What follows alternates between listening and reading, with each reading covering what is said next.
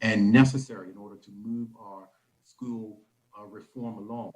Strategic plans, while they are very necessary, our true aim is to reform and bring a newer and better approach to learning within the public school system. Now, I do also have to let you know that the parish primary school proposal is but one of a few pillars that we are working with at the same time. The other being the development of an education authority. And I'm sure that you've heard some of these. And if not, we'd be sure to ensure that you get more information on them. The implementation of the Learning First program, and of course, the phasing out of middle schools and the introduction of signature schools. All of these things are actually being looked at as they all are integral parts of each other as we move forward. When this government was elected, we were very specific that education is one of our key priorities. Education reform is a mandate from the public, and that we, all of us, will work diligently to make public education the best it can be for not just our current students, but our future students.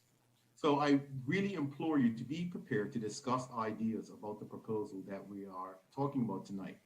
This is an emotive topic because it does recommend the potential closure of some schools. And some of these schools have long and storied histories that we know we have to work very hard to preserve for generations and generations to come. Already from the feedback that we've received, it's clear that we need a better way to record the history of our primary schools. The youngest one being 46 years old and the oldest being over 100. So that is 18 schools, and perhaps even more because there are other schools that have faded out over as the years have gone by. But there needs to be a better way for us to preserve our legacy and that proud history that our schools have done to educate our children, specifically our young Black children within Bermuda. So we understand that part of it, and we also know that we're looking for you to give suggestions on how we can move forward with that. We have to commit to our students, our staff, and our families, and the broader community that there will be appropriate notice and support of any changes that occur in the future. You know, often I get stopped on the street and I'm asked about schools closing in September, schools closing this day or that day. Nothing has been decided and nothing will be decided until the end of this consultation. And then once we get to that point, we will make a decision based on the feedback that we have received. And then a blueprint on how to move forward will have to be mapped out. This cannot be one of those things where we turn off the lights on Friday and we come in on Monday and everything is changed completely differently. There has to be a transition because at the end of this, we are doing this because we want a better system for our students. And a better system for our students is not chopping and changing and making instant changes to them. They have to transition. The persons that work within our system have to be transitioned, and we have to move forward with a way that all of us are comfortable in getting to where it is that we need to be. As the commissioner will talk about, we've developed a proposal that will reshape our school system so we can invest in and create a learning environment that support each and every young children to reach their highest potential. Our learning environments, we need to create that support teaching, support learning, and a curriculum that will help students develop the skills, the knowledge, the values and relationships so they can survive and thrive in Bermuda for decades to come. With that said, it's your comments and your ideas that are vital to help us make the best possible decisions to turn Bermuda system into a world-class system that is created by Bermudians for Bermudians. So again, I just want to thank you for taking your time out today. It's critically important that we hear from you. It's critically important that you have a vested interest in what happens in education, and we all look forward to hearing from what you have to say to us today. Thank you again for taking your time out to have this next couple of hours with us. Thank you, Ms. Wilson. Thank you very much for your welcome, Minister. And so, ladies and gentlemen, those of you who have joined us today, I just want to talk about our purpose for coming together. You're going to hear several presentations that will explain the proposals. You get an opportunity to really listen to what the proposed changes will be. And first of all, I'm going to ask everybody to mute themselves because we want to make sure that we can hear everybody at the appropriate time. And there will be opportunities for us to take questions. And so I'm going to invite you to listen, and we'll give you opportunities to ask questions, and we will give you the answers.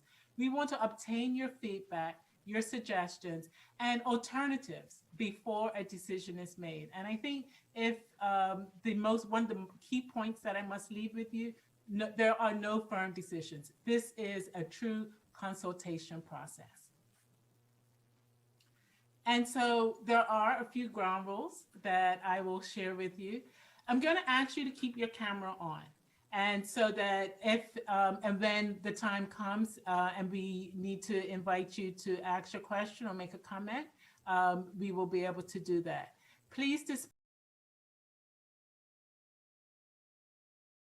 session, so please keep your name up. Place comments in the chat. So if you don't know where the chat is, move your cursor to the bottom of the screen and you see chat. And then click on that and you'll see a panel on the side of your monitor. That is where you can put questions or comments or any feedback that you have. And the good thing is we have a wonderful team that will collect that feedback so it's not lost once we have left this session.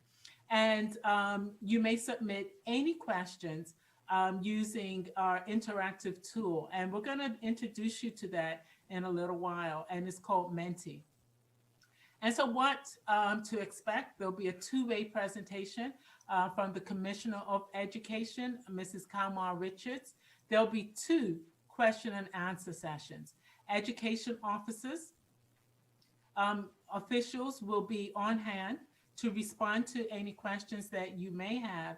And there will be a poll that we'll walk you through that will capture any thoughts, comments, and a quick poll that will just do a quick temperature check later on. So we have a lot to get through this evening. We are really excited and very pleased that you are here tonight as part of this consultation process. So now, what I'm going to do is ask Mrs. Richards to give our first presentation. Commissioner? Thank you so much, Director. Good evening, everyone, and thank you for joining our consultation meeting. We must improve public education for our students, and we need you to join us in this effort because we all have a responsibility to make our schools better. We must do better for our children by redesigning the public education system so that no matter what school a child attends, he or she experiences success as a student and ultimately as an adult. We have developed a proposal for how we can make our primary schools better. I will be sharing with you the proposal to introduce parish primary schools. If accepted, it will require all of us to work together, to be prepared to make some tough decisions, and to make the much needed change based on what is best for all of our children. Legislation will be introduced to change our system from a 3-tier system to a 2-tier system as part of education reform. That legislation will result in 2 years added to the primary level and 1 year at the senior level. We will expand the curriculum offerings to come on par with the curriculum offerings of the best schools around the world, and we will do that for our children. We know that teaching and learning are at the heart of education, and we have developed a very powerful vision for learning, and we are going to share that with you this evening. That vision is one that is personalized, and it is based on the gifts and the talents and the interests and the passions of our children. We cannot, however, achieve the vision for learning without renovating and refurbishing existing buildings.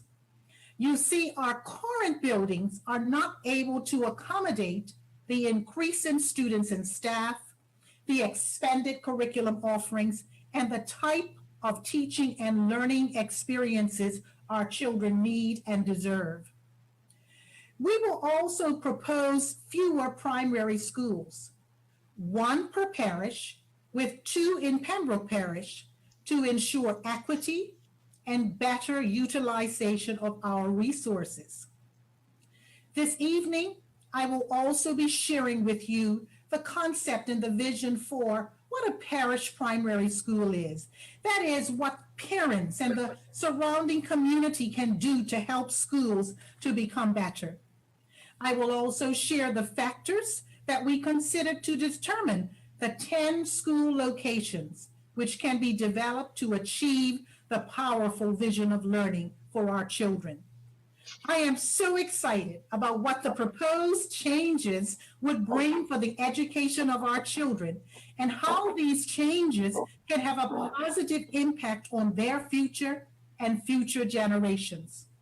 Our children deserve the best that we can give to them, and we have to come together to make our schools the best for our children.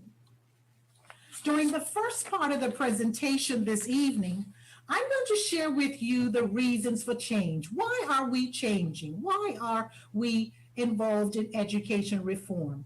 What is this powerful vision of learning? How does it differ from what is in place now?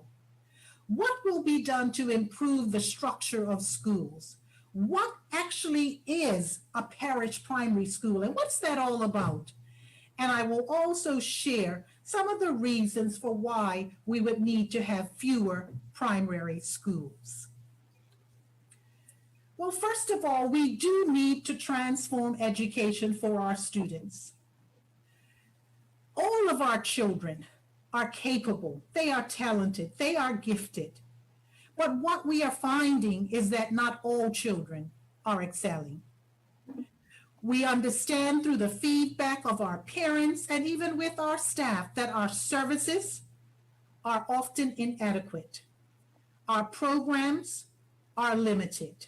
We find that our parents are launching complaints at the school level as well as the department level to say the services that are being provided are just not sufficient, or they are not at the quality or the extent that they need to be for their children. At present, we are not able to meet the needs of each and every child, and we want to be positioned to do that. When we consider the overall academic results for our children, we are finding that the results are unsatisfactory. Our children are not holding their own against their peers locally and internationally. They are lagging behind. Our children need to be prepared to compete locally and globally now and in the future. Our school buildings are old. They cannot accommodate the vision that we have for learning moving forward. Our parents and the community are demanding change. Plan 2022 steps out strategies for how we can improve the system. And there is a very powerful statement in that document. And it states that parents and the community are demanding a transformed education system. And we are responding to the demands of our community and our parents. The world has changed, and we need to change with it. Lastly, we know that there are a notable number of individuals in the community who have a lack of confidence in public education. We must change, and we must do so for our children. I'm going to invite Director Llewellyn Simmons to come and share with you our very powerful vision for learning. And also after that, he's going to share with you some of the models for what our learning spaces will look like in the future. Thank you, Mrs. Richards. Good evening, everyone. As our commissioner indicated, it's a powerful vision for learning. And we are very excited about what we are proposing to you. The chart that you see in front of you captures some of the components of the vision, because the schooling experience for our children will be a personalized experience. It will be a flexible learning environment for our children. And most importantly, which has been a dominant theme by the public and by many of our teachers, that it be culturally relevant. We want it future focused to give it somewhat of the inspiration that we know our children deserve, as it shall also be adaptive. We want it to be innovative. Most important, in a society such as Bermuda, as entrepreneurs, we want business students. We want students who understand the purpose of ownership versus being just consumers. We want them to own a business, run a business, as they are engaged in inviting members of the public to be their consumers. But it's a shared and cooperative economic experience. So this vision for learning that we have for our children, it's collaborative, it's creative, it's communicative. It has all of those 21st century education attributes. And as you are about to see now, I'm going to somewhat expound upon the vision in a series of 8 slides. First, we want our children to experience the outdoor experience of education, and we place some emphasis on this here. At minimum, 40% of our children's learning experience should be outdoors. We have a 21 square mile island, and our children should have the benefit of experiencing all that this island has to teach them about their day-to-day existence on this island. So we want them to learn about gardening, know what it means to plant something and to grow something and to turn that into not just a food source, but also a potential income for themselves and even for family members and shared living. Then we want to talk about what the multi-purpose room will look like. We see in our schools at the early years especially, and this is a multi-purpose room that all of our schools will have, but certainly at the primary school level, we want learning that is cooperative and engaging. You will not see the traditional classroom. We want children that are in a multi-purpose room that invites their families, invites their parents to be a part of the learning experience. In other words, get down on your children's level as you see this vision here, and be a part of the learning experience with your children. The multi-purpose room invites us into this type of teaching and learning engagement, active learning. When we get to the lower primary school level, well, this is where you see the adaptability, the flexibility of learning happening with many of our children at the lower primary school levels. These are adaptable spaces. You don't see the traditional chairs in the classroom, right? These are spaces that moves the furniture around, that has students interacting with each other, but adaptable in the space, in a recreational mindset too, but in small groups. So they have the benefit of working in small groups as they also develop their individual gifts and talents in the lower primary classroom. As we go to the art room, we want creative children. Bermuda's children of the future, and we have many now, but we want many of our children to express their creative side. And all children have a creative side. We want them to bring this out. It's not just the illustrative. In this particular room, you don't see evidence of it here, but I can tell you the technology is very much a part of the illustrative experience for many of our children in this particular art room. Some of our students, even right now, engage in using their mobile devices for graphic illustrations. Well, this should be a part of their day-to-day interactive creative learning experience in the art room. When we get to the amphitheater, this is where, again, students get the opportunity to perform. Why not just have your artistic expressions on display? But we want our children to be able to articulate, to express themselves, to tell us what is the meaning behind the illustration that you just created. What story is it telling? Whose story is it telling? This is the great opportunity for our children to understand what the meaning is in terms of constructing their own identities. It is in the amphitheater where this comes alive. So we have great opportunity to not just illustrate, but to perform what they do. And that's what the purpose of the amphitheater is all about, a purpose-built space. Then we're talking about the larger classroom, upper level. And you see by this particular design really gets the teacher out of the seat. In this new classroom, the teacher cannot afford to be behind the desk.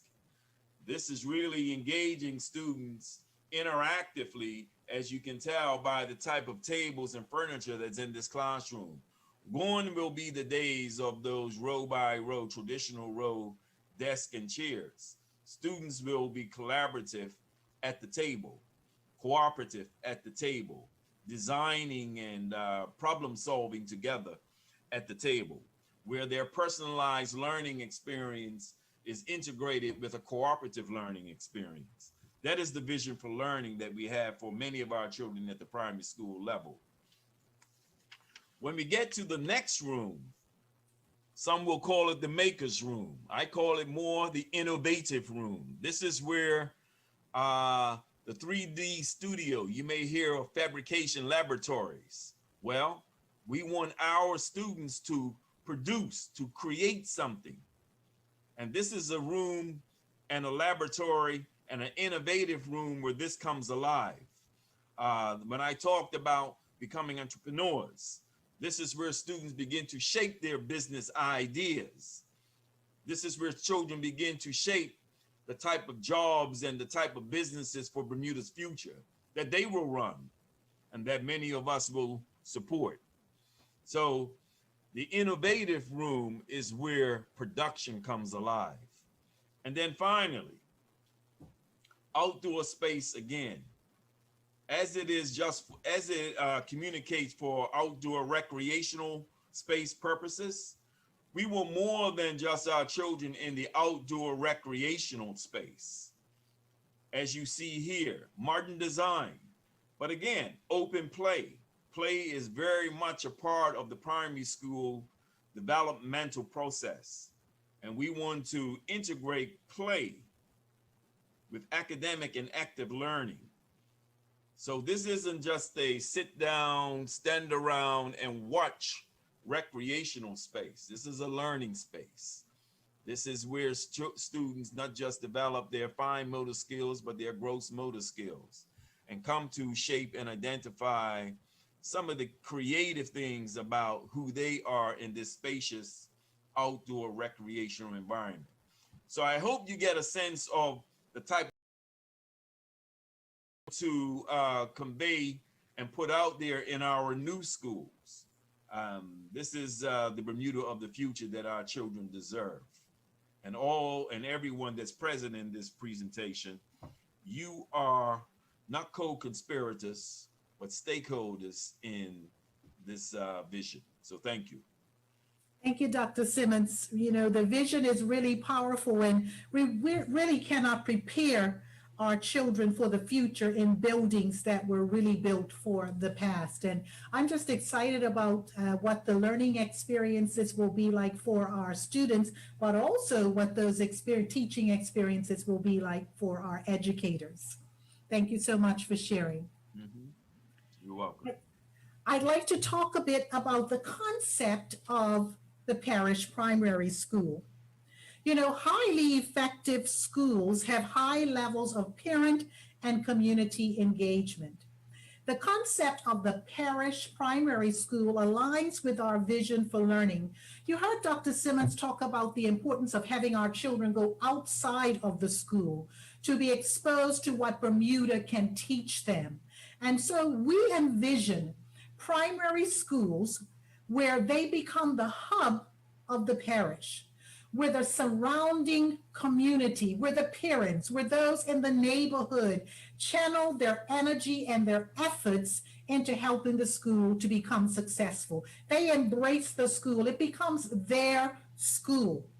We envision it where community partners go in and they help to enhance the learning experiences and the programs. They're sharing their talents and their gifts with the school. We believe that it will be important to set up an infrastructure that will integrate the community involvement with our schools on an ongoing basis. Right now, we'll have sporadic opportunities where, someone from the community or an organization might go into the school once a year or perhaps once per term, but we are talking about an ongoing and sustained partnership with our schools to enhance learning, to support teachers around professional development, to share services and resources, not only for our children and our staff, but also for parents within that community, where communities take ownership for the success of the children. When we consider the schools of the future and what they have to prepare children for, things are rapidly changing in this world. Our schools have to prepare our children to become problem solvers and critical thinkers, effective communicators and team players. They're expected to teach environmental awareness and civic responsibility and other transferable lifelong skills. But schools, they cannot do it alone. It takes a parish for schools to be successful. We will be improving the structure of our school system. Legislative changes will be brought forward. Those changes will include the phasing out of middle schools, the establishment of senior level signature schools. There will be the establishment of a signature school for exceptionalities. This school would be for students our students at Dane. We also will establish an alternative education signature school. And legislation will result in a shift from our three-tier system, which is currently primary, middle, and senior, to a two-tier system, which will be primary and senior signature schools. This legislation will result in primary schools going from P1 to P8.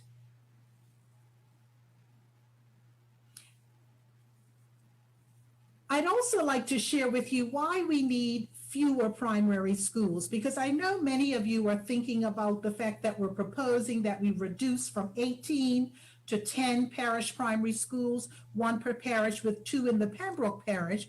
Well, first of all, we collect enrollment data on an ongoing basis, on a yearly basis. And so there is trend data that exists that clearly indicates that the number of children who are enrolling in schools, in public schools, is decreasing. Along with that, there is a decrease in the birth rate. And so we anticipate that this trend of decreasing enrollment and the birth rate will continue into the future. The facilities you heard us talk about for the future, our current facilities, as I stated earlier, are old. Our buildings are old. They cannot support the vision of learning. You heard Dr. Simmons talk about that vision. It's being personalized. You heard me talk about the fact that we're going to expand the curriculum offerings. We will need specialized rooms to do that. And Dr. Simmons shared about what some of those rooms would look like. Our facilities, our buildings as they are, cannot support the new vision for learning. We also want to ensure equity across all of our primary schools. It's really time for us to allocate our resources based on the needs and the demographics of each school. We want to look at the students in each school, what they need, and then to determine our resources based on those needs. We believe that if we take our resources, which are currently used for 18 schools, and channel them into our 10 schools, we will be able to better distribute and better utilize those resources to help our students and our schools to be more successful. So Director Batamosi, I'm going to turn it over to you for our questions. Thank you, Commissioner. So those of you who have joined us on this Zoom call, what I'm going to ask you to do is put your questions into the chat. And I explained earlier how to get to the chat, move your cursor to the bottom, click on chat, and you can type your questions in there. People who are watching on CITV, you can join the conversation as well. There's a phone number for you to call, and I'm just looking at CITV screen over there. So the phone number is 478-3301, and somebody will answer the phone and give us the question that you are asking. Also, if you're on Facebook watching this, please type your questions into the space at the bottom of the screen, and you will be able in the comment section, and you will be able to have your question selected by one of the monitors who are looking at all medium that we're using to get the questions and to make sure that everybody, no matter where they are or what device they're on, has an opportunity to ask questions. So the question is, what comments do you have on the proposal to introduce parish primary schools with 1 primary school per parish and 2 in Pembroke Parish? So the question that that is being asked, what comments do you have on the proposals to introduce parish primary schools with 1 primary school per parish and 2 in Pembroke? So let's go to the chat and see what questions we have there. And so one question, did not see a gymnasium. I hope we are not going to a multi-purpose gym. Commissioner, Dr. Simmons, would one of you like to take that question? Yes, I can. And I just want to reassure the participant who asked the question that we will have a purpose-built gymnasium amongst other purpose-built or specialized rooms for our children, ensuring that they have adequate, or I should say world-class facilities for sports and sports preparation is going to be very important moving forward. And so another question from the chat. This presentation seems to speak to brand new buildings or at least serious renovations. Is there funding for this, for renovations? Would this be during the school year? I can take that question, Adirondacka. Okay, Minister. Ms. Wilson, thank you. I want, first of all, the government is truly committed to ensuring that what we need to do to make our education system world-class will happen.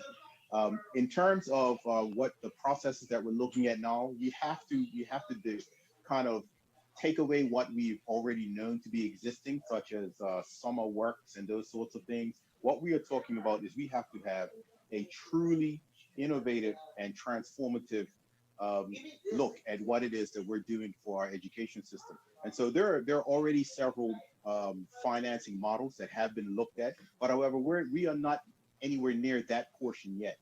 What we are doing today is we're talking about the proposal, and within this proposal, we'll come, once we finish this consultative process, we'll be in a position to make a decision on moving forward, whether we move with what we proposed or whether we've had the consultation has said, hey, we may have to look at this slightly differently. Once that happens, we will then be in a position to talk about how that transition will work, what the blueprint is for recreating our schools, whether it's intensive renovation or new builds, and then we'll be able to plan that out and we'll be able to move forward with that. So I understand that question because it happens a lot. People ask, well, where's all the funding going to come from? The funding, as I said, we've looked at different funding models thus far, and we are forming plans to move forward on how this can move forward. But we need to get to the point where we have the decisions made so we can have a blueprint moving forward. So until we get to that point, we can't begin to talk about how much it's going to cost, when the building will take place, and those sorts of things, because all of that is dependent on the decisions we make after consultation processes like tonight. Thank you. Thank you. Thank you very much, Minister. I also want to add, for those who would like another method to add their question, if you go to menti.com and you put in the code 2715264, you'll get a screen, the Mentimeter, and you'll be able to put your questions in there as well. So we have lots of avenues for you to put your questions, and because we do want to hear from you, we do want to be able to hear your thoughts and comments and get the feedback on this first part of the presentation. So I'm going to go back to the chat, and the next question: what is the proposed timeline for this transition? When can we expect the consolidation process to actually begin? Commissioner, would you like to take that one? Actually, either our minister will actually respond to that one. Okay. So what I'm going to do, I'm going to come back and ask the minister to come back on. So we'll come back to that question. A great question from Ms. Joins. Will the parish schools be named after a prominent person who has impacted that particular parish? Does Yes, Dr. Simmons and I have had a brief conversation around that, and I'd like to invite him to share his thoughts on that. Well, thank you. You know, my thoughts on this are, well, yes, to answer the question. We believe that our schools should be renamed, but this isn't a decision of ours of what that name will be. But I can say it should be the name of not just a prominent person, but a prominent contributor to education in Bermuda. So there's lots of discussion about that, and lots of thoughts about who persons could be, and for some of the names in the school. But we would expect and hope that the name or the renaming of schools is after persons who have been or are significant contributors to education, deceased or alive.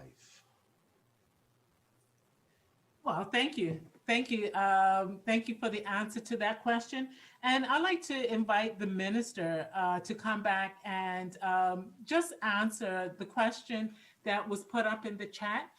Minister, what is the proposed timeline for this transition? When can we expect the consolidation process to actually begin? And thank you. That is a very topical question, and it's one that we do get a lot. Right now, as I spoke earlier, we are still in the process of doing the consultation portion. And once that is completed, we will start planning that blueprint and that transition moving forward.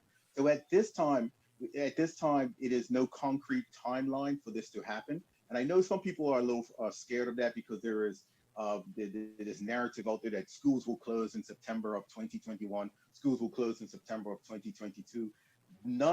There has been no timelines given for that.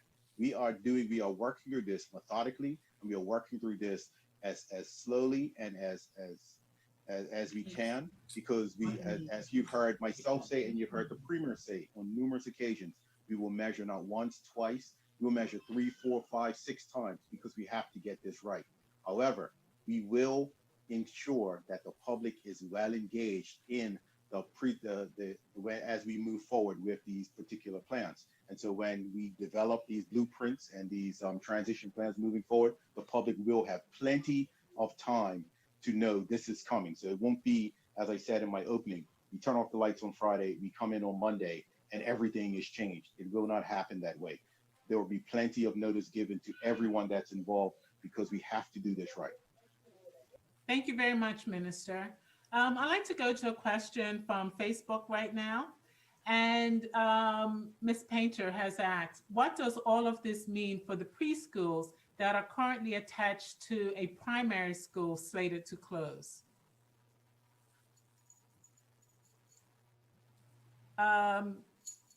Ms. Richards, should I go to you for the answer? Yes, thank you. What does it mean for the preschools that are attached to primary schools? Correct. The vision moving forward is to have 10 preschools, and we currently have 10 preschools, And for those preschools to either become a part of the school facility, school building, or to be on site, on the same site as the proposed schools. Thank you very much. And we have a question from Menti. Will teachers have teachers' assistants?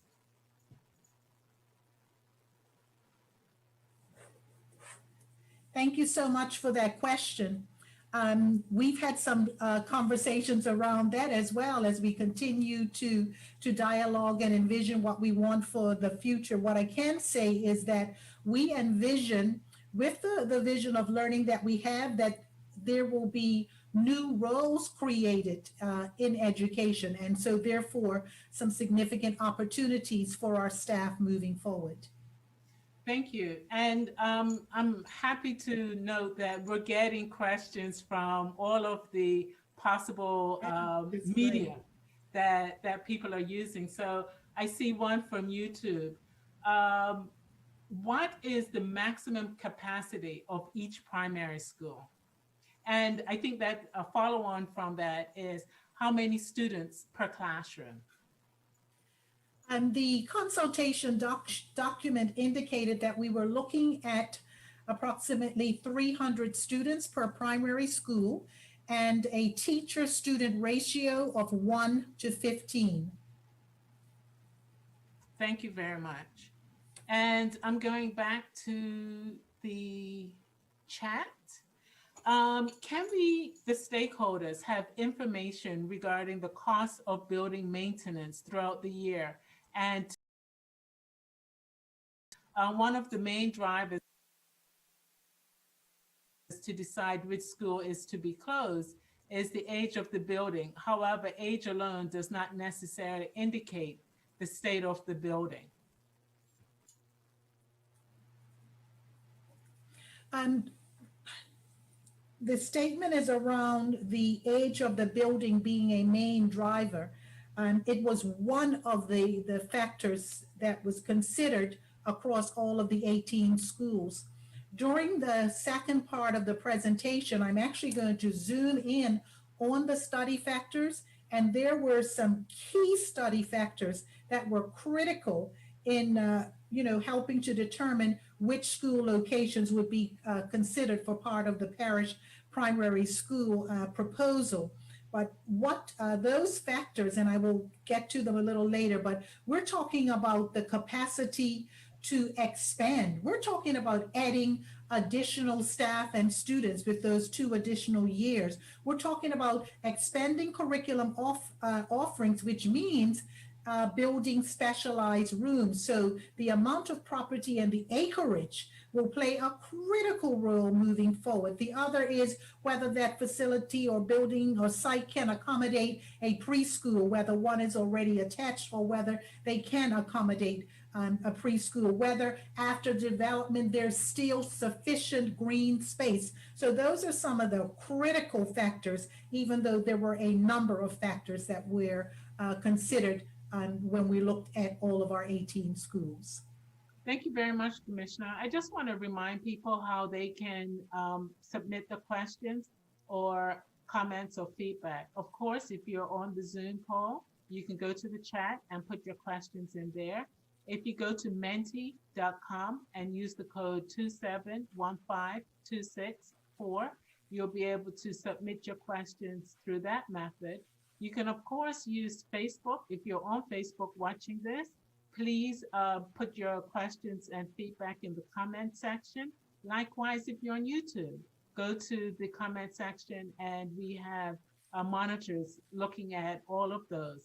And if you like a traditional telephone, the phone number to call is 478-3301, 478-3301.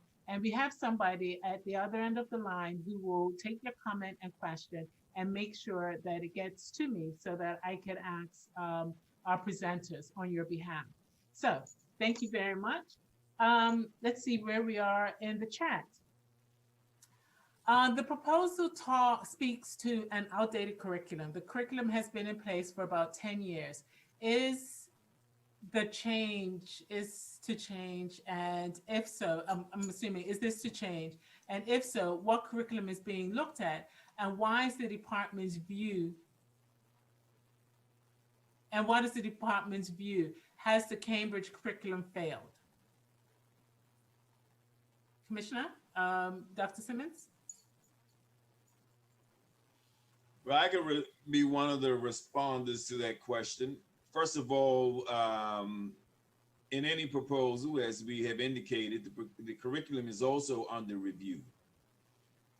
We currently have a team of people who are doing their research with community in terms of looking at a redesign of curricula that is futuristic, that is culturally relevant, that is innovative, all of the above, as we also re-examine or re-evaluate the Cambridge curriculum, which is not fixed for us. When we say a proposal that is in place, it is inclusive of the redesign, redevelopment of curricula. So to answer that question, if we're talking about the proposal for redesign of schools, with it comes a redesign of the curriculum, with the aims of making it personalized as well as culturally relevant. Okay, thank you very much. Another question from the chat. How does this proposal align with making public schools the education system of choice for Bermudians? I understand that the birth rate is declining. However, with the current economic climate, public school will become an option for those who otherwise would have sent their children to private schools. Decreasing the number of schools will reduce the amount of children which can be accommodated. Has this been considered? Okay, there's a lot in there. So let's break it down. Can you break it down for me, Director? Absolutely. Okay, so let's start. How does this proposal align with making public schools the education system of choice for Bermudians? So let's start there. So the vision that we have is aligned with research and best practice. So we are using the parish primary school model. There's a preponderance of research to support schools becoming the hubs of their parish or their community, and with the community connecting in. We are looking at a powerful vision for learning, one that is futuristic, one that is 21st century, that will prepare our children to definitely to compete locally as well as globally. We're making a shift from a one-size-fits-all approach to a personalized learning format where our students' gifts and our talents, their talents and their strengths and their passions will be incorporated into the learning experience. We're looking at revamping our curricular and also expanding it so that it aligns with what is within any international school. So we are looking to take what we are currently doing and to make a significant shift to bring it on par with world-class institutions for our children. We believe that based on the actions that we are going to take, that our children will have greater success, that the education outcomes will be improved, and that the quality of life for our young people will be improved as well. Okay, thank you very much. Now let's get to the next part of the question. I understand that the birth rate is declining. However, with the current economic climate, public schools will become an option for those who otherwise would have sent their children to private school. So that's a statement. Decreasing the number of schools will reduce the amount of children which can be accommodated. Has this been considered? Decreasing the number of schools will decreasing. So if we have just one school per parish, will reduce the number of children which can be accommodated. No. Given that what the person's saying is that people will be moving their children from private schools back to the public school systems in this economic environment. We do hope that that will be the case. In our document on page 28, we have some data around the number of students per parish. I think what we would want our participant to understand is many of our schools right now, the enrollment numbers are significantly low. If you look at the total number per parish, you will see that our proposal to have schools that have up to 300 students fit the projections for the numbers that are being shared. Thank you very much.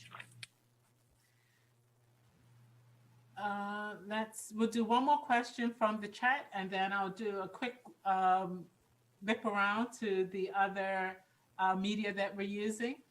Are there plans for separating the P7 and P8 groups from P1 through P6? Should we not consider starting secondary education after P6? This is with respect to research that supports separating these critical developmental stages. We certainly appreciate that comment, and I want to underscore that no decision has been made yet. We will collaborate with educators, we will collaborate with parents and the community, and we will use the research to determine how we actually structure the buildings and organize the children within those buildings. Thank you very much. And I would also invite the participant to submit the proposal that was just shared in the chat in writing. Thank you very much.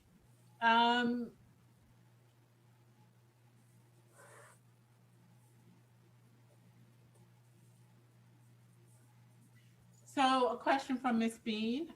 When will construction take place to facilitate the students in one school?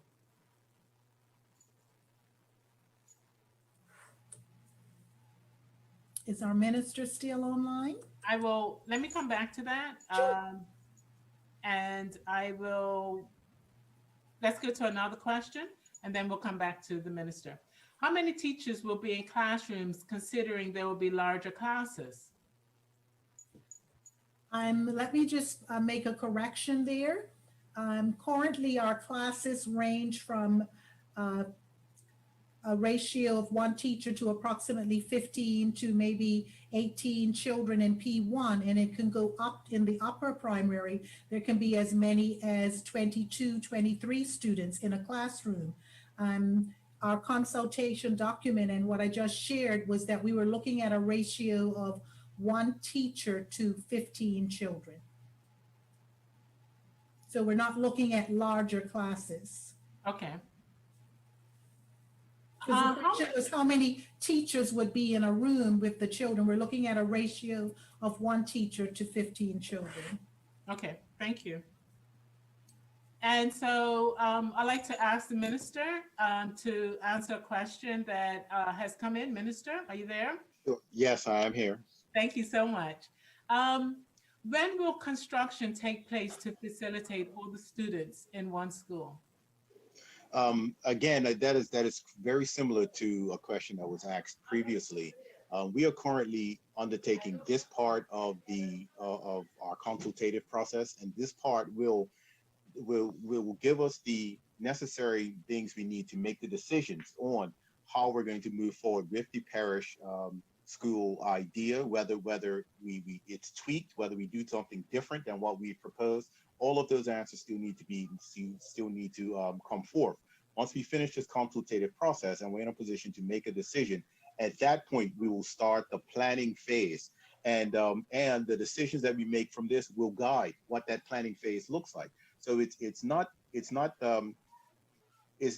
almost impossible for us to say it will start on this particular day. What I do know is the only dates that we have put forth thus far is that we want to have the initial signature schools starting to come into place by September 2022, and then things will start happening after that point.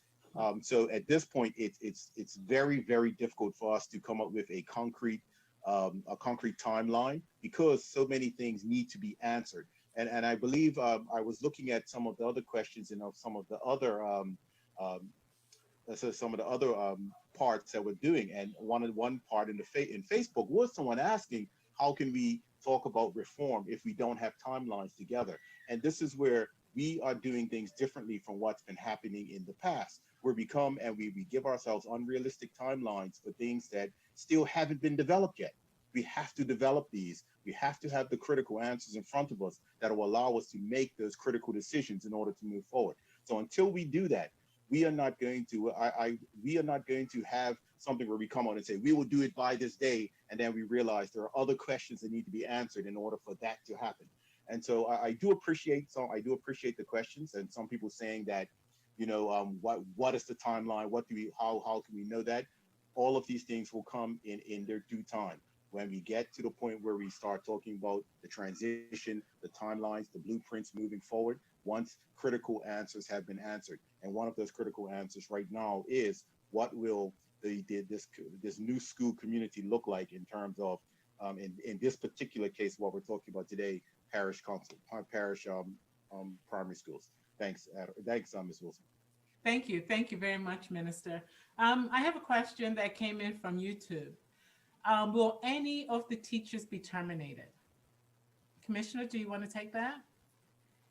Yes, thank you.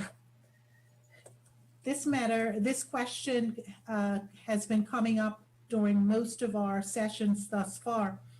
And at this juncture, I do want to emphasize that we will ensure that there is a process in place that is very transparent to look at staffing.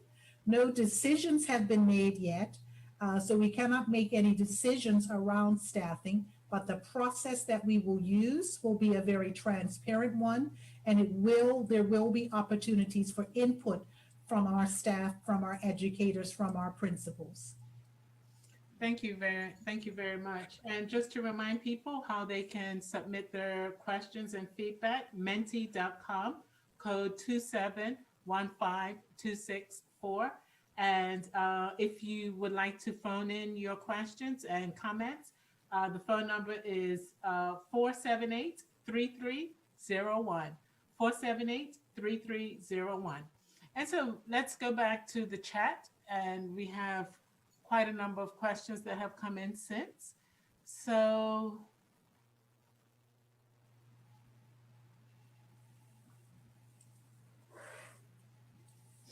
will there be opportunity for consultation feedback once the ministry decides what course to follow re school consolidation? It's difficult to provide feedback when it's all up in the air.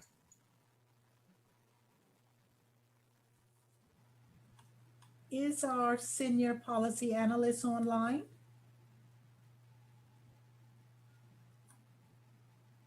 Good evening. Yes, I am, Mrs. Richards. Thank you. Sure. Sir Aderonka, can you repeat the question, please? Sure. Will there be opportunities for consultation/feedback once the ministry decides what course to follow regarding the school consolidation? It's difficult to provide feedback when it's all up in the air. Sure. So thank you very much for that question.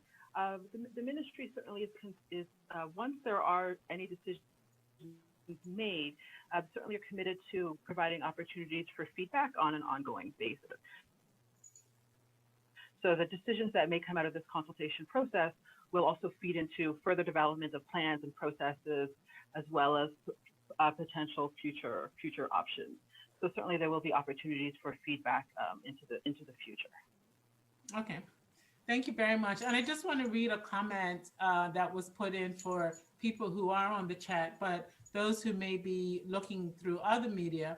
If you look at page 25 in the consultation document, it shares the current state and the future state of teacher-student ratios. So if you don't have a copy of the consultation document, we will put up information shortly on exactly how you can get it. But also, if you do have the document, then please, there is a lot of information there. So let's look at the poll. So a poll question. And so the question is, do you agree with the introduction of parish primary schools with 1 primary school per parish and 2 in Pembroke? So if you're on the chat, if you're on Zoom, you just click on your answer, yes, no, maybe. And if you're on Menti, I believe you should be able to go straight to the next question, and you'll see the poll on the screen. And the question is, do you agree with the introduction of parish primary schools with 1 primary school per parish and 2 in Pembroke? Yes, no, maybe. And then you hit submit, and your answer will be collected. And I just want to remind everybody that the questions that you're asking, even if we didn't get a chance to get to them, we are collecting them. We have a team who are going through all of the channels that we have and making sure that each of the comments and questions are collected and will form part of the consultation for today's session. So don't be concerned if your question wasn't answered. We have your question, we have your comments and your thoughts.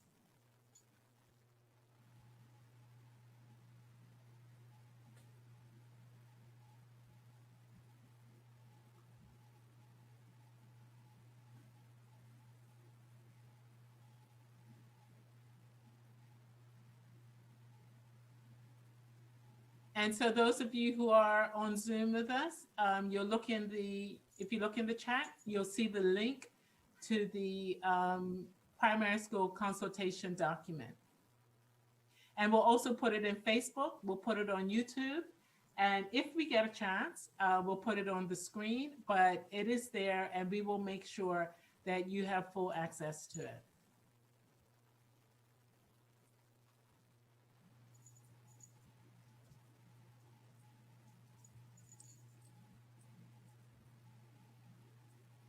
And so what we're doing now is we're answering the poll on parish school consultation.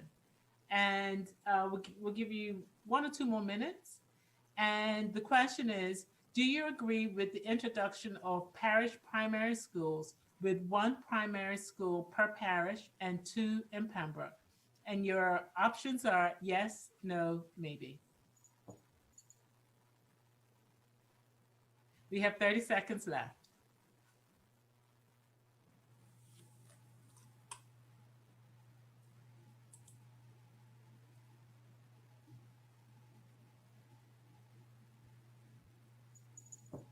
And as I said, if you're a Menti, you will be able to get to the questionnaires that way as well. All right, so I believe the poll has closed now.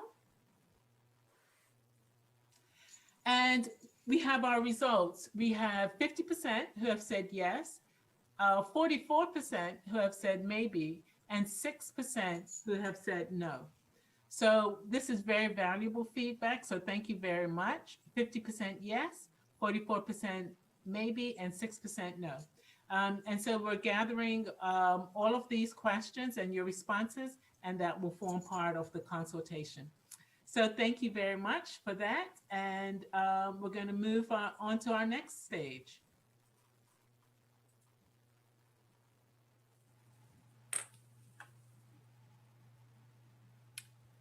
Thank you, Director Batamosi Wilson. We're ready to share for part 2 for the proposals for parish primary schools. During this part of the presentation, I'm going to share with you the factors that were used to decide which primary school locations should be refurbished or rebuilt. And then I will drill down a bit and talk about the specific proposals for parish primary schools, specifically for those parishes that have more than 1 primary school.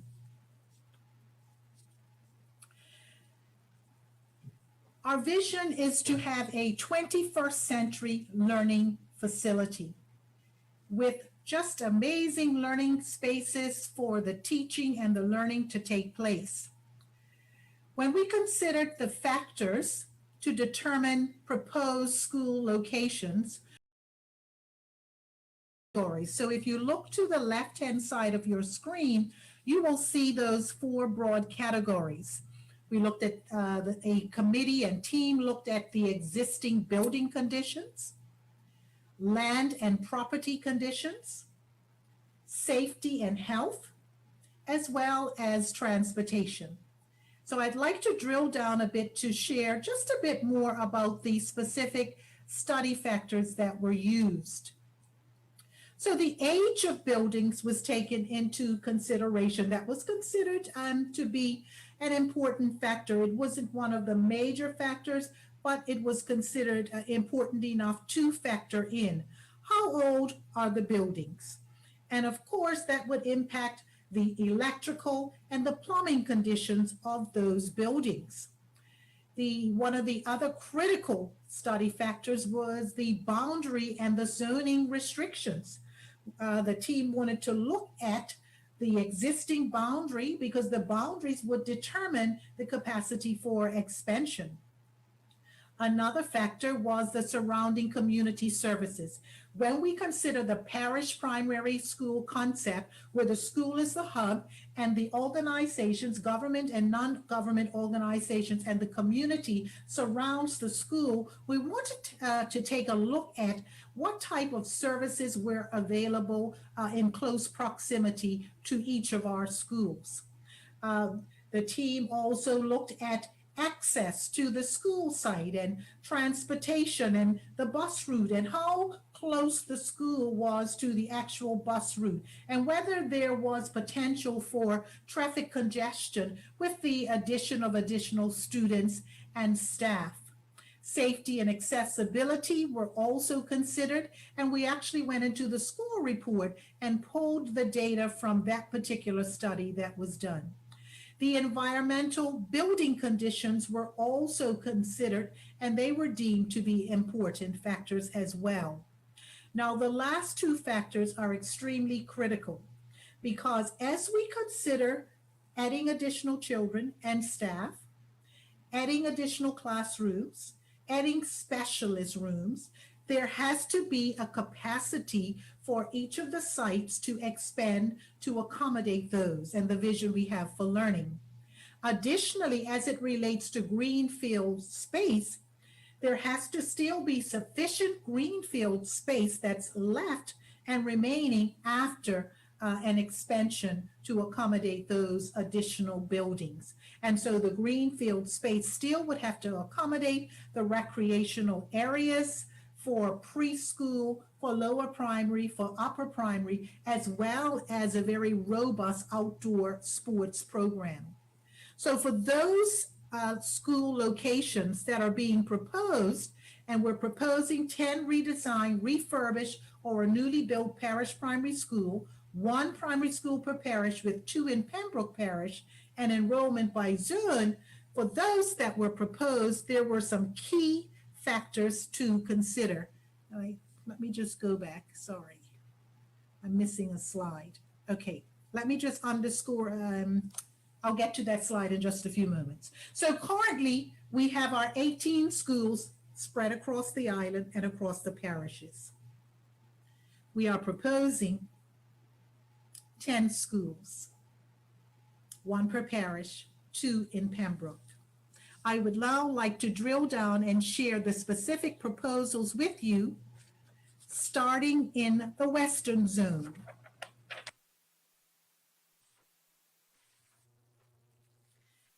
Sands Parish currently has West End Primary and Somerset Primary. Somerset Primary is the proposed parish school. Somerset Primary achieved the higher score of the 2 schools. It has a larger available acreage.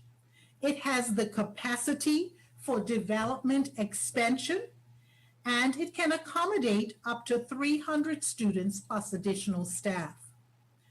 Somerset Primary also has a large playing field, and it would have sufficient outdoor space with expansion, and it already has a preschool on site. So we propose Somerset Primary as the parish school for Sands, and therefore we propose to close West End Primary. Southampton currently has 3 primary schools: Heron Bay, Port Royal Primary, and Delton E. Tucker. Delton E. Tucker is the recommended parish primary school. It outscored the other 2 primary school sites for land and property. It has the acreage for development and capacity for expansion. Southampton Preschool is also adjacent to Delton E. Tucker. So we propose Delton E. Tucker as the recommended parish primary school. Therefore, we propose that we close Port Royal Primary and Heron Bay Primary School. Purvis is the only school in Warwick, and so we will look at developing Purvis to become a 21st century learning facility. So we'll now move to the Central Zone. So for Paget, we have Paget Primary and we have Gilbert Institute. Paget Primary is the recommended parish primary school. Paget Primary scored almost double in the weighted scores for land and property conditions than Gilbert Institute. And for those of you who may be familiar with Paget Primary, you will know that it has significant acreage and land behind the existing school. We are proposing Paget Primary as the parish school for Paget Institute. In Pembroke, we are proposing 2 parish primary schools. Presently, we have 3 schools: Victor Scott, West Pembroke, and we have Northlands Primary. Victor Scott and West Pembroke are recommended as the parish primary schools because they receive the highest scores. Both schools have the acreage and the land potential for expansion.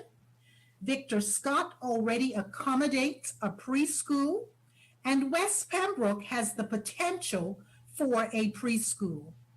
Northlands has land boundary restrictions and limited potential for expansion.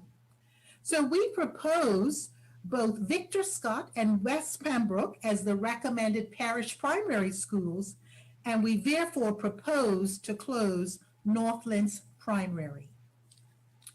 When we consider both of the schools in Devonshire Parish, Elliott Primary and Prospect Primary, they are part of a larger vision for education reform. To meet our need for expanded facilities for students with exceptionalities and students who require an alternative education experience, we are proposing a new build in Devonshire. However, we propose to close Prospect Primary as a primary school and repurpose the school for the children who attend Dame and to serve as a new service island. As it relates to Elliott Primary, we propose to close Elliott Primary School, alternative education signature school,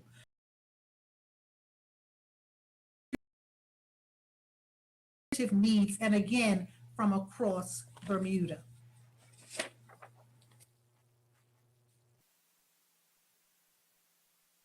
When we move to the Eastern Zone, we will move to St. George's Parish. And please note that Francis Pattern is the only school in its parish, likewise with Harrington, for land and property. Out of the 3 schools, the East End school location has the highest Therefore, David's primary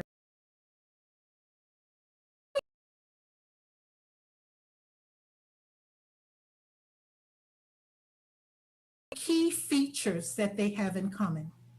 The facilities can be expanded and developed to accommodate the new vision for learning.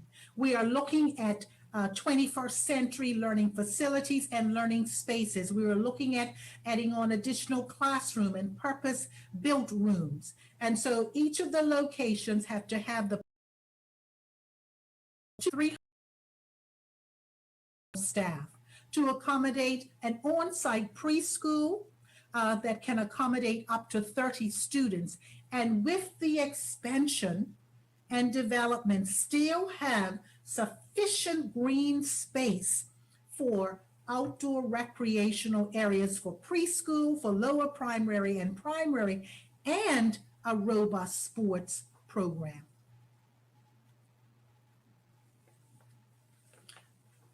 Director Betamosi Wilson, I'm going to turn it back to you now.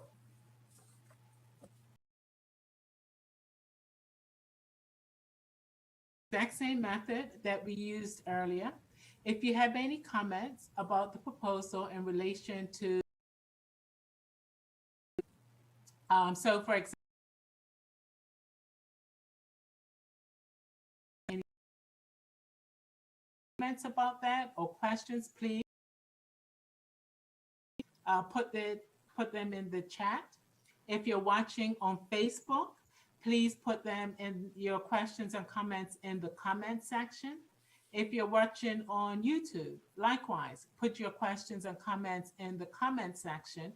If you're watching on CITV, the phone number in order to be able to put your questions to a person that will answer the phone is 478-3301, 478-3301. And we also have another method. It's menti.com, MENTI.com. And the code to get into Menti is 2715264, 2715264. So you've heard the proposals on which schools are recommended to stay open, and we want your feedback and your comments. So I'm going to start with the chat on Zoom. And I will start with, what community services does Dalton E. Tucker have when compared to Port Royal? And what is the difference in bus route? I'll repeat the question. What community services does Dalton E. Tucker have when compared to Port Royal? And what is the difference in bus route? I can give some examples. So we're looking at not only community services, but we're looking at the government and non-government organizations that are in the area. Dalton E. Tucker, which is located in Southampton near the fire services, not too far from the one of the Pompano hotel. There's a restaurant, grocery store in the area, laundromat, gas station, etc. So those are some of the types of organizations that would have been factored in for Dalton E. Tucker. Port Royal, which is located in just near St. Anne's Road, would have some areas, I think the Reefs is up the street, etc. But those are the types of things that would have been factored in when we were looking at the organization. So it's not just the services, it's also the organizations and the businesses that are in the area that would have been considered.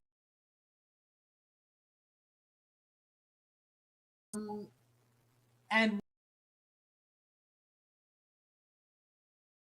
so the bus routes would have examined the proximity of the school to the actual bus route, and the distance in which children have to travel when they get off the bus. So those types of things would have been factored in to the bus route. Are you able to have a list to compare? Well, this study is on page 57, and I would refer the person answering the questions to go to page 57 and look at the scores that were given for the respective study factors. Okay, and this is, as a reminder, 57 in the consultation document. So those of you that have it, please have a quick look at that page. And so I'm going to take a question from YouTube. There are some parishes that are more heavily populated, for example, Western parishes. Has this been factored in?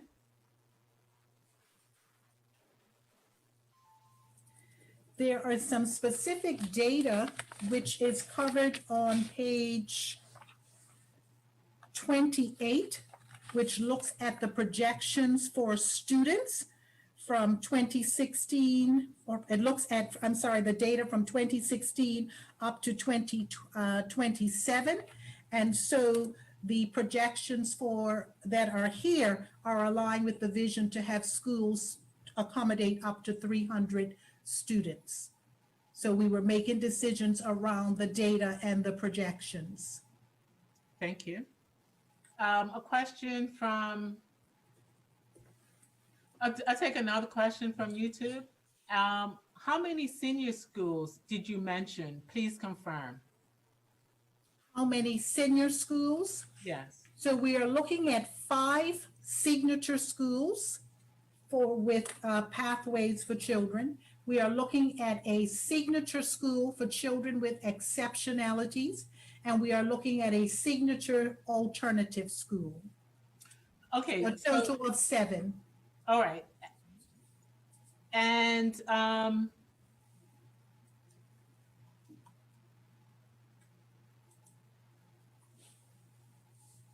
were the 2 proposals for Elliott, and this is from Facebook, were the 2 proposals for Elliott and Prospect as signature schools, is that for primary and secondary school students?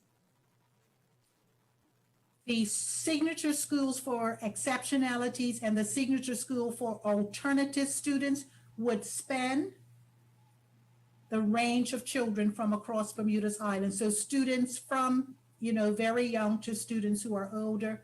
Again, once a decision is made, because again, a decision has not been made yet, we can bring together educators, we can bring together specialists, we can, use the research and continue to research to determine the best structure for those signature schools.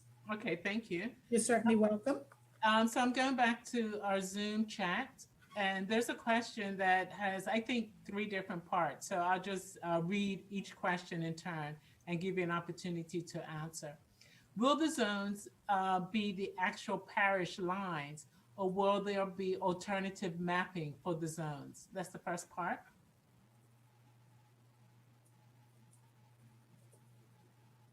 And so the next part of the question, also in Pembroke, will there be more than one, where there will be more than one school? How will it be determined which school children will be placed in?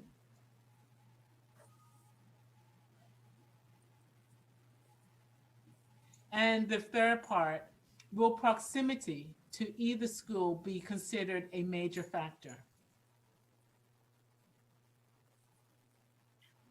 Mrs. Richards, would you like me to take that question? Yes, thank you. Yes. Sure. Thank you for the opportunity to respond. So yes, we're proposing parish primary schools. However, enrollment would still be by zone. So currently we have 3 zones across Bermuda for the primary level. And so we are intending to keep the zone process in place. We do have obviously zone boundaries. And because one of the sort of the goals, or as with the vision with parish primary schools, is to have equity across the school system. So we will have to take a look, once some decisions are made, we will take a look at potential boundary changes just to try to ensure that there's equity across the zones in terms of children.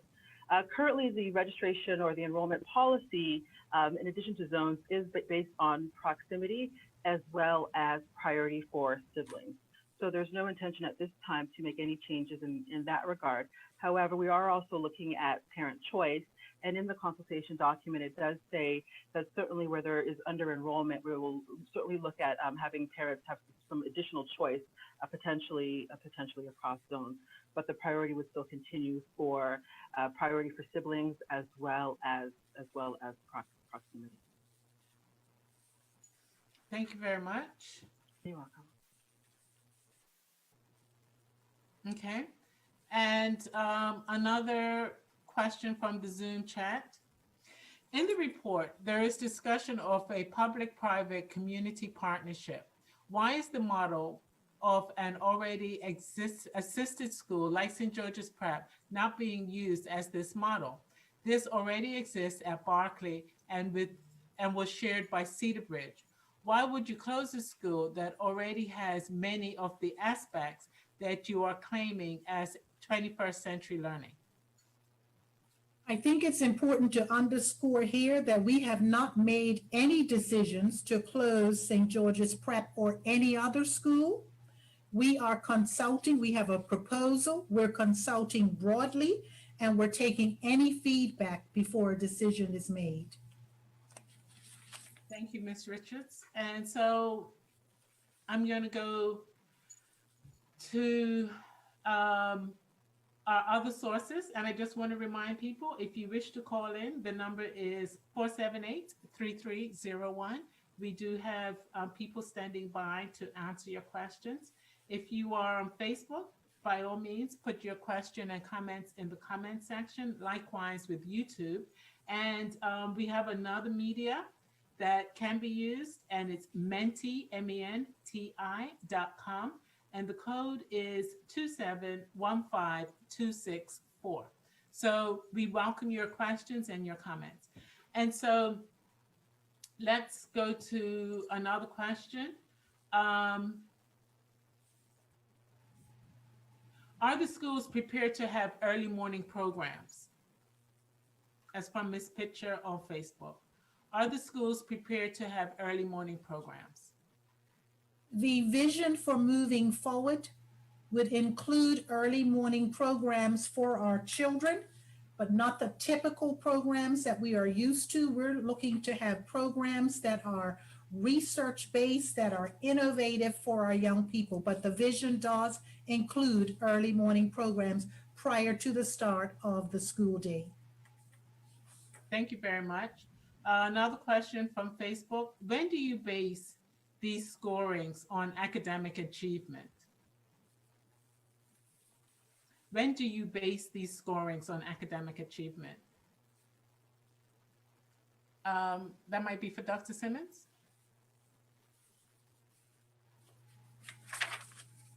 I'm not understanding. Yeah, when? I'm not understanding that question. When All do right. we base? When do we base these scorings on academic achievement? Well, again, it goes back to what Ms. Richards said earlier in terms of we're still in the proposal stage. So we'll look at, if we're going to base it on academic achievement, it means looking at, you know, the existing standardized examinations that we have our students engaged in right now. So that's a long, somewhat of a long-term decision in terms of basing it on the academic achievement with the current standardized assessments we currently use, whether it be Cambridge or our common assessments. And if I and can, and how we choose to factor that into the decision-making. what I would want to underscore, thank you, Dr. Simmons, what I would want to underscore are two things.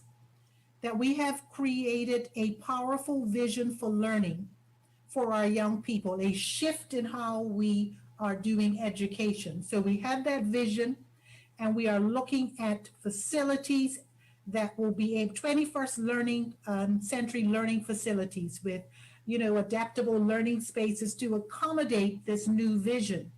And so we have factored those in when we have made recommendations for school locations.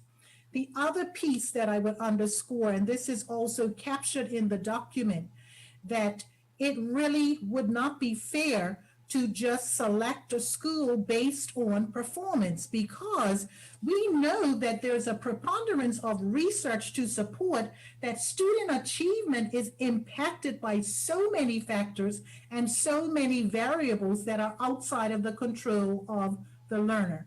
And so as we look to make recommendations for the school locations to consider, we consider the vision that we have for learning, what we want for our children moving forward, the types of learning experiences and the types of facilities and generated study factors, and use those to use the scores from the study factors to make the recommendations for the proposal.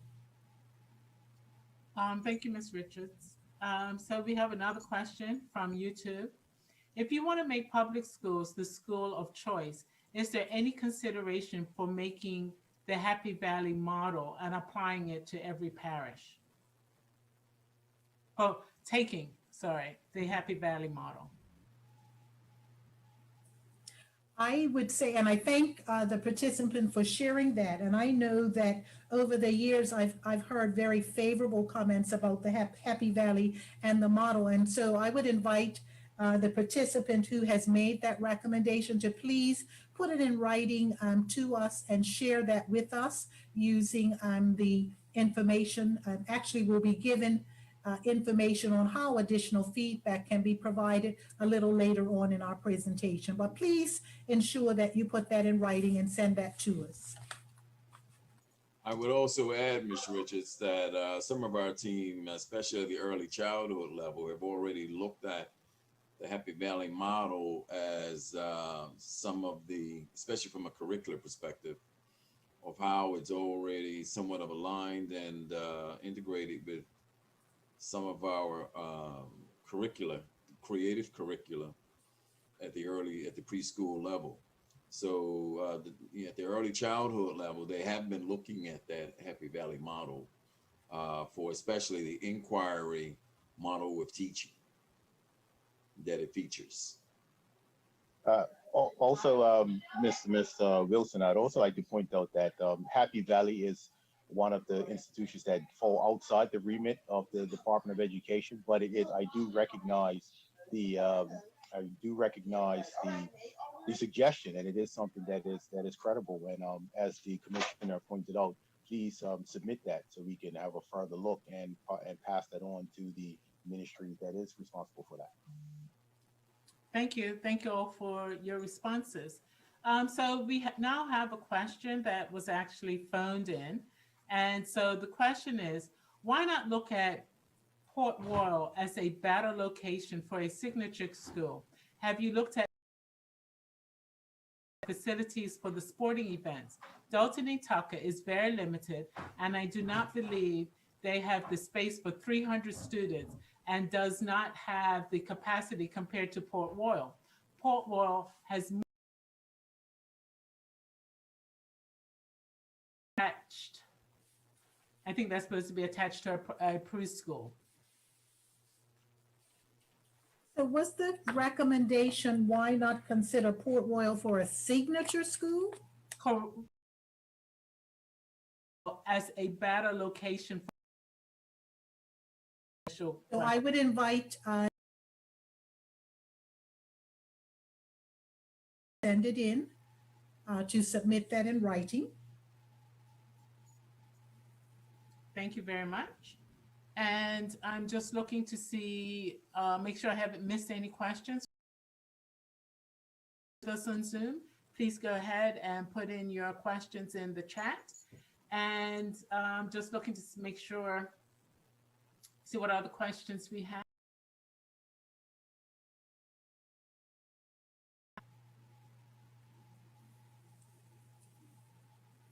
Footage per child, and how are we going to make sure 300 children per school are being accommodated? Can you break that down, please? There's a lot in there, Director Madamosi Wilson. I will. So let's start with the first part. If our enrollment numbers are declining, why are we looking for the capacity to expand? So let me see if I'm interpreting. we are looking to create, we are expanding because we are looking at shifting from a 3-tier to a 2-tier system that will involve having additional students on site and additional staff. However, we are looking at expanding the curriculum offerings as well, which means that additional courses and subjects will be taught, and they will need to be taught in purpose-built learning spaces. And so that's where the expansion is coming from. I hope that helps. I'm not quite sure what the individual was getting at there. Okay, so then, thank you. And so the next part of the question is 15 children per class or per teacher in line with the square footage per child? And how are we going to make sure that 300 children per school are being accommodated? So one of the things I'm excited about is that we, buildings for this proposal, the buildings would have to be renovated, refurbished, expanded. And so we're looking at 21st century learning spaces, which are large, flexible spaces with flexible furniture. You would have seen the models that Dr. Simmons shared, and you would have noted the space, the spaciousness of the rooms, of the amphitheater, the outdoor recreational facilities. So space will play a critical part in a 21st century learning facility. Thank you.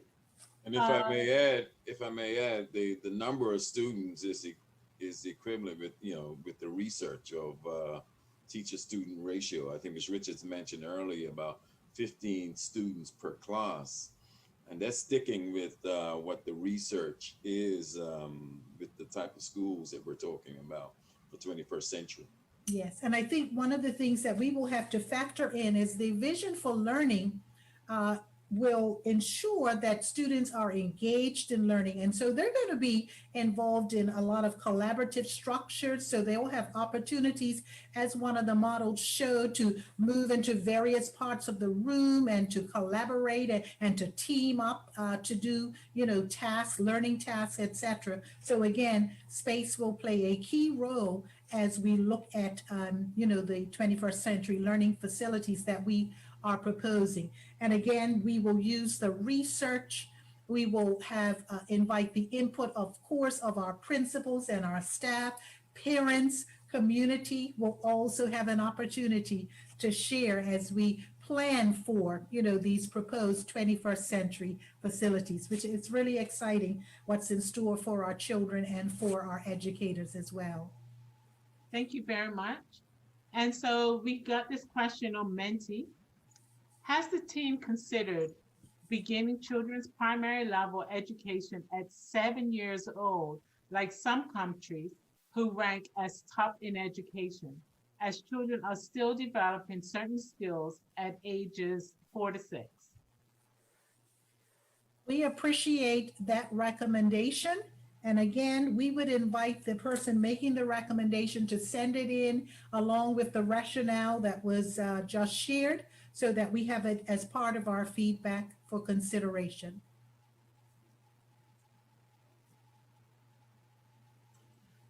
Another question from Menti.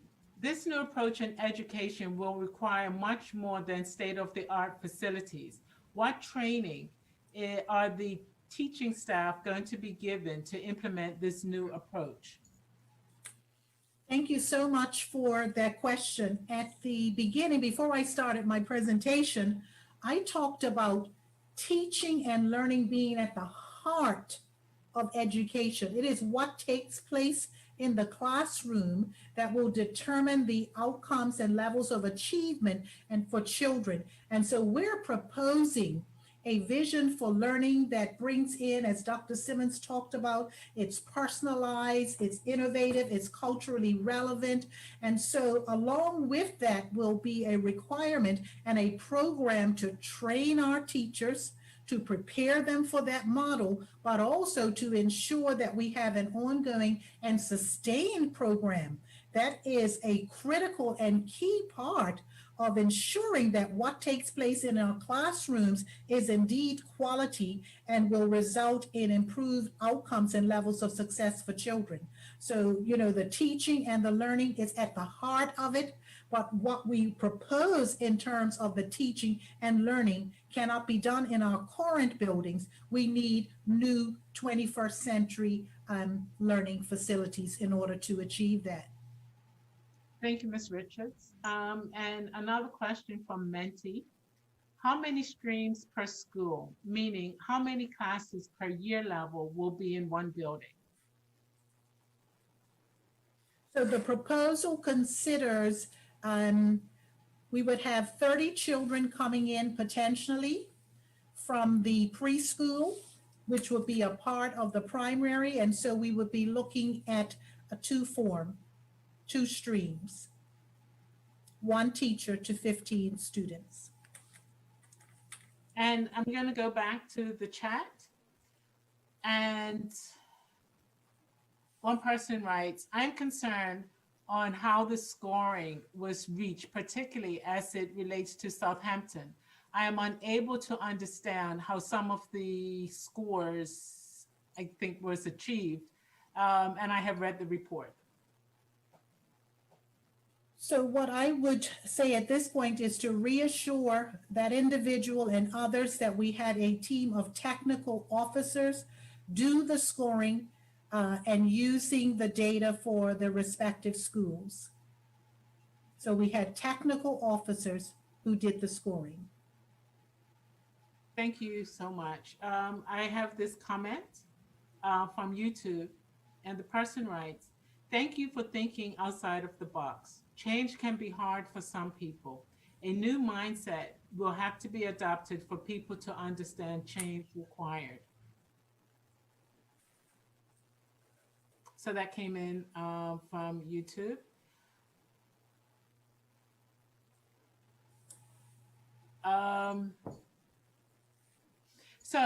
This is from the chat. Is there a specific education system that we are basing the reforms on? The bibliography for the consultation document suggests Australia. The department would have looked at research from a variety of jurisdictions, international jurisdictions, and we have an opportunity to take that research and to personalize it for Bermuda. And so,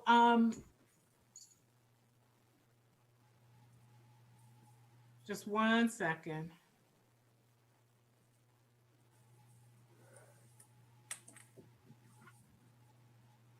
So this is from Menti. Will there be a transitional program for students with autism and other learning exceptionalities that may require additional schooling years, especially those in high school?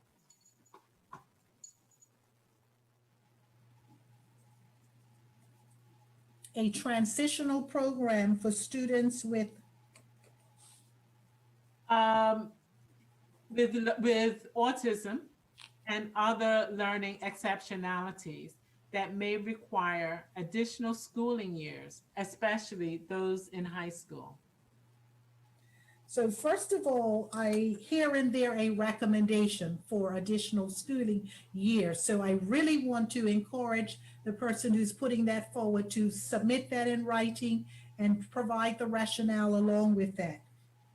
As we consider the school for signature school for exceptionalities, and also the alternative signature school, there will be opportunities there for students who are ASD, as well as students having opportunities in the regular signature school. So there will be some options, more options for parents. But as it relates to the additional years of schooling, we ask that that recommendation be submitted to us in writing along with the rationale. So we do appreciate that recommendation being made. Okay, thank you. I think this question may be for the minister, but you can state what funding is available to ensure that this isn't just another exercise. Will there be equity of resources and staff across all schools? Thank you, Ms. Wilson. I can definitely answer the part about funding because I believe this would be about the third or fourth time that that question has been asked, and we do get it in quite often in these consultative meetings. And I understand why we're getting the question, so that's why I have no issue answering that. The This government, as I said in my opening comments, we are committed to making sure that our school system is transformed into a system that is equitable across the system. We understand that that is going to take funding to move forward with that.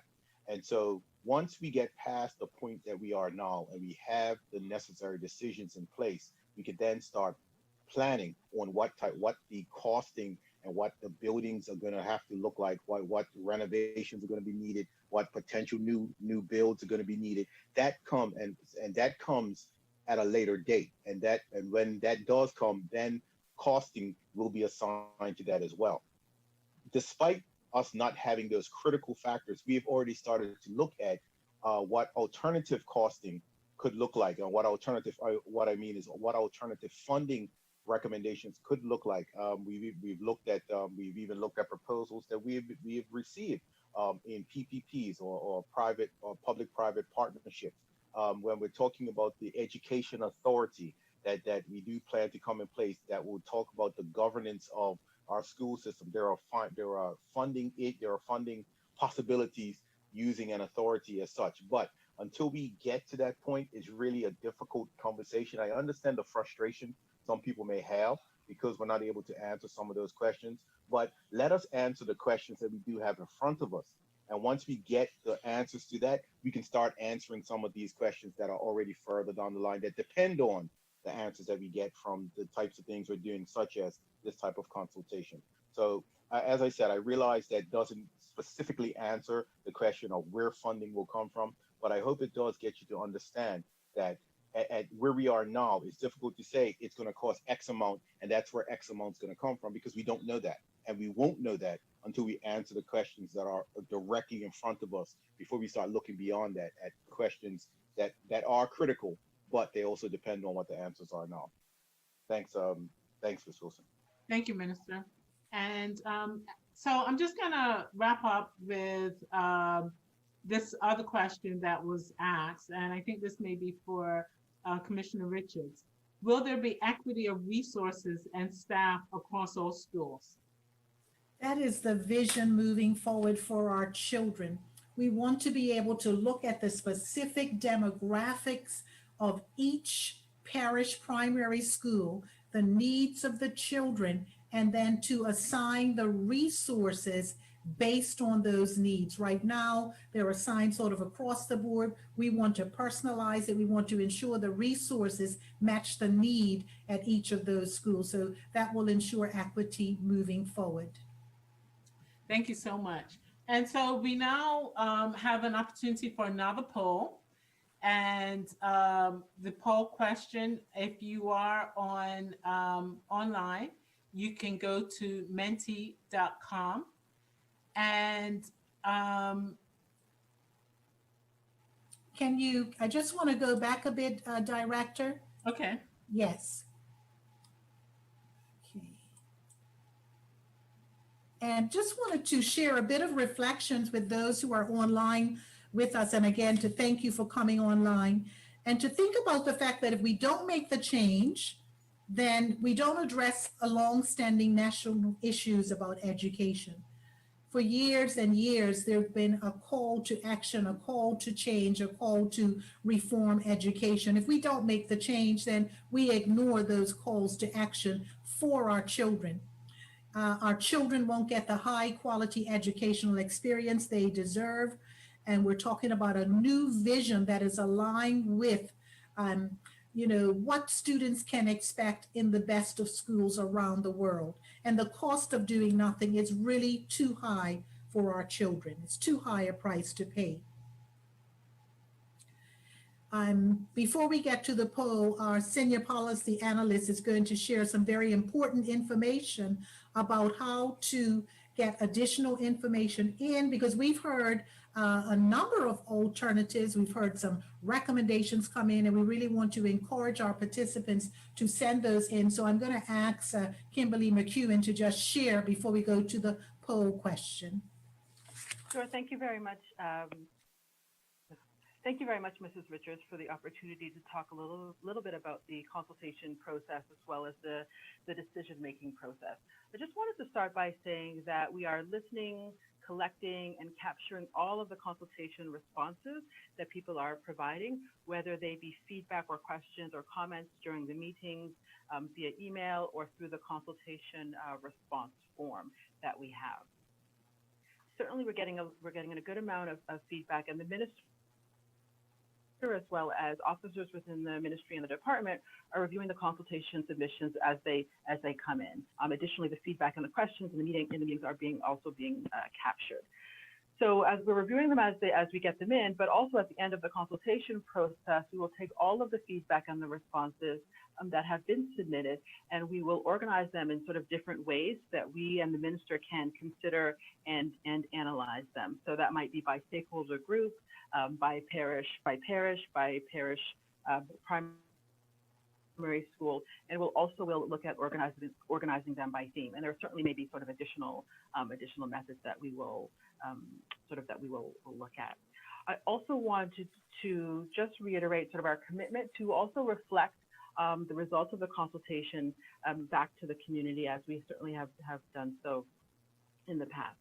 Another important question that does come up certainly is how long will this take, and how long or when will the decisions be made and announced. So our commitment is for the minister to communicate a decision by the end of the current school year. Now, that doesn't mean that the decision would take that long or as long as that, but it really depends on what comes out through the consultation submissions and certainly the number of submissions. Mrs. Richards made reference to alternatives, and so certainly as part of the consideration process, we'll be looking in great detail at all of the alternatives that are proposed. I know that the data team has been messaging the chat, letting people know where they can send any sort of questions or feedback. So there's consultation@moed.bm, and I think on a later slide there will also be that email address. If you look on the website as well as in the consultation document, we have a consultation feedback form. So although we're taking questions, and certainly we'll be happy to take emails, it would be really helpful if people look at the consultation response form, because we're asking some very specific questions. So it'll help us to organize and analyze the data from different perspectives to very specific questions. And in that consultation response form is also sort of a general question, so you can provide general comments, feedback, as well as alternatives. So really wanted to say thank you very much for your participation, and for those who haven't submitted responses yet, certainly we look forward to receiving them and also reviewing them as part of the decision-making process. So thank you very much. Thank you.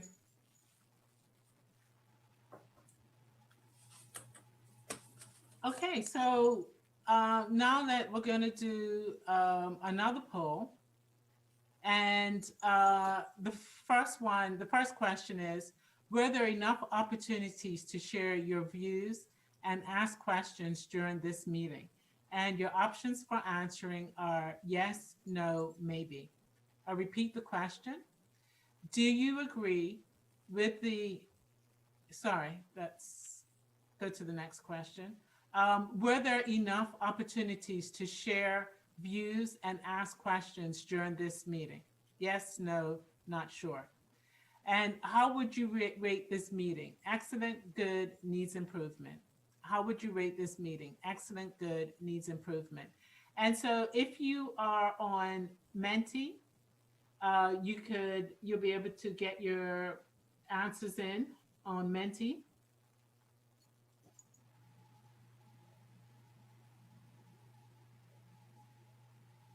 And I believe we're going to show the poll on the Zoom call as well. Yes, here we go.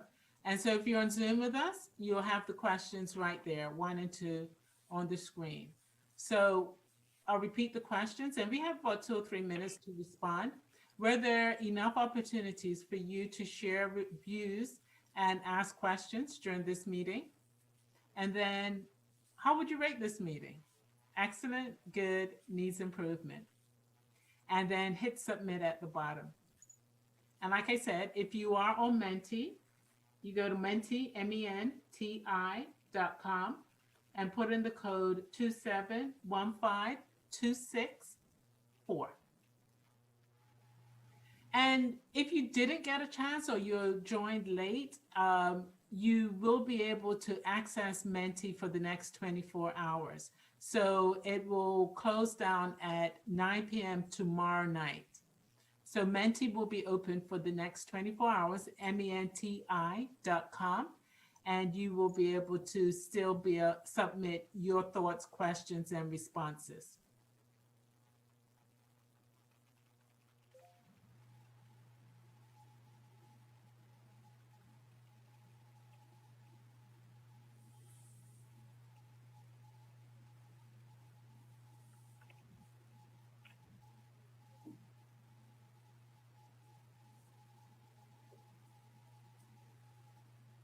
And while people are filling in their the questionnaire, I just want to thank everybody for being a part of today's discussion. We got some really, really great questions. And if you are on the Zoom call with us, quickly go through the chat and copy any links that we've put in there, including the link to the feedback form. You should be able to find the consultation document link. We've put a lot of information in there. So quickly just scroll up through the chat and copy and paste any information, that you want to retain. But you still will be able to have an opportunity. After today, if you think of something overnight, go to menti, menti.com, and put in your thoughts. You still have plenty of time to be able to do that. The important thing is to make note of the number, that the access code that you need, which is 2715264. Sure, I would, yes. And so Kimberly, you might want to mute. Thank you. And so you have plenty of time. And this is not the only opportunity that you will have. The Ministry of Education has lots of opportunities for feedbacks. They'll be given lots of presentations like this. So we do welcome you to come back. We do welcome your voice. We do want to hear from you. And I just got notice that the poll will be closing in 30 seconds. So you got 30 seconds left to answer the questions, and we'll see what the results say.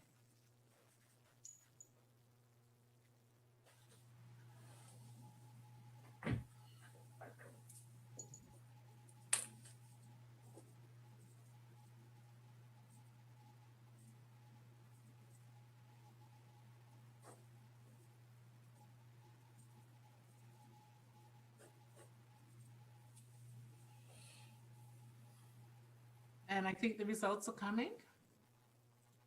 And so for the first question, were there enough opportunities to share views and ask questions during this meeting? Overwhelmingly, 89% have said yes, and 11% have said no, and no one was unsure.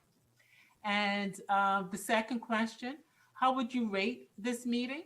50% said excellent, 44% said good, and 6% said needs improvement. Well, thank you, everybody that submitted your views, not just to the questions, asking questions and giving your feedback, but for also taking a quick 3-minute polls that we were able to get done this evening. And I believe that's the end of our time together. Thank you so much for being Minister will do the thank you.